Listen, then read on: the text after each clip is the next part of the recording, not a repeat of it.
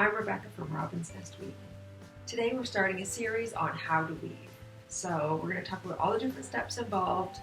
Week by week we'll be posting one every single Thursday.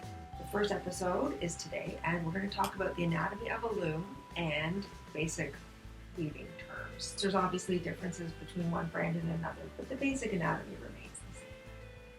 I hope you enjoyed the video. Just to let you know a little bit about this loom, it's a Leclerc 4-shaft jack loom. It's got a plain beam, it's 36 inches, and it's our training loom here. So this is our front beam, also known as a breast beam, and usually this beam is removable for most looms. This has got we've got a warp on, so it's not going to come off. You can see this comes loose. This is your beater bar, and this is what you use to beat your weft into your warp. And this is called a race, this line here. Now, not all looms have a race. It just helps keep your shuttle in place, but like I said, not all looms have them, and if your loom doesn't have one, you just make sure your warp's nice and tight. This part also loosens off, and this part inside is your reed. And the reed has got little holes in them called dents. I'm going to show you a close-up of that, actually. And here you can see there are little dents, and every thread goes through. This one is a 16 dent. You can spot it, but it is on there. They all have a little mark on the end. That tells you how close your yarn is going to be together, your warp threads. And we'll talk about that later.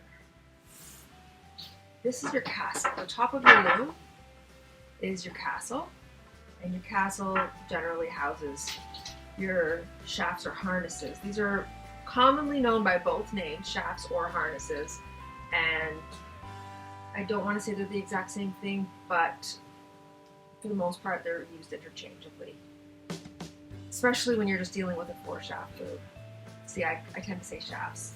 I believe shafts to be the more correct word, but that's debatable. Inside the shafts you'll find heddles. It's hard to see them individually, but I have one here, and this is what the heddle looks like. It connects to the rod at the top, next to the rod at the bottom, and the thread itself will go through the center. Every single thread on your warp will have a heddle. Over here is your brake pedal. This loosens your brake. If you need to advance your warp, you press the pedal, the brake pedal. And this is how you crank your warp tighter. And this down here is the cloth beam, where your finished cloth that you finished weaving winds around. So these are your treadles, and this is what you press to lift your shaft up above. And they're connected to these things here, which are called lambs, with treadle cords.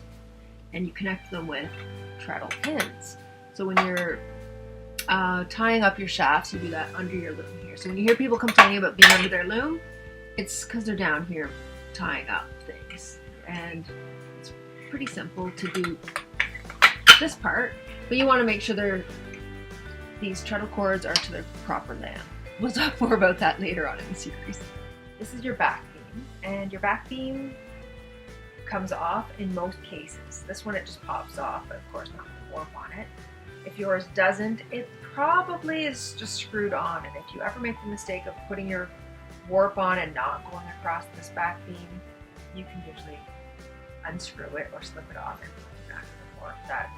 It's a lifesaver. Every weaver's done it at some point. You somehow just warp right straight from your warp beam, which is down here, right through your heddles, and forget to go over your back beam. That just doesn't work out. Anyway, more about that later. And this is your crank. And cranks, it's to crank on your warp. These notoriously get lost from looms. I don't know, I see looms all the time that don't have a crank, and people just use like a wrench or something. But you can order cranks too, and I like a crank, so they do fall off though, so you always end up having them stored a little separately from your loom when you're actually weaving. And then your brake system is here, and we have a whole video about brakes, so I'm not going to talk about that too much. But don't be scared of your brake, it's not a scary thing.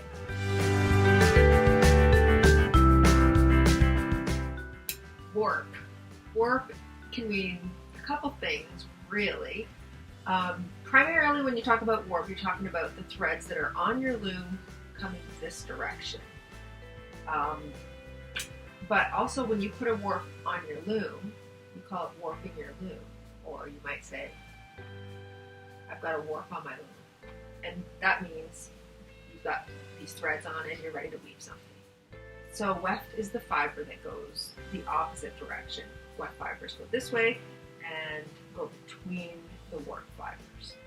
A shuttle is a tool that you put your yarn, your weft thread on, and pass it through the warp threads. When you put a warp on your loom, we often call that dressing your loom. A shed is when you open your warp, you create a shed.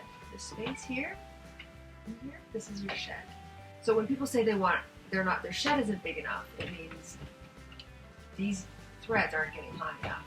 Perhaps so they're pretty low shed. This is a nice shed here. Pick and shot are basically the same thing. Every time you throw your shuttle through your warp, that's a pick or a shot. Later, when you want to count how many picks per inch you've done, you'll count how many threads you see, how many times you threw your shuttle. An end is simply a thread. So when you talk about how many ends you have, weavers often talk about, I have 700 ends in my warp. It means you've got 700 threads in your warp. And then we'll talk, well, how many ends per inch? Well, that's how many threads you have per inch. Set is basically ends per inch. You might say your set, I set this warp at 24 ends per inch. It's just an indication of how many ends per inch you have. A selvage is a very important part. It's the edge of your weaving. And you want your edge to be nice and smooth and clean looking.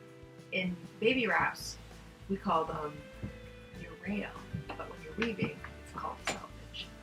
Sley is what you do. You slay your reed. So every thread has to come through this reed, through a dent in the reed. So pulling the threads through the dents is called slaying. Thanks for watching the video. If you have any comments, questions, want to hash out what I talked about today, or talk about other terms I maybe missed, please leave comments. Thanks for watching.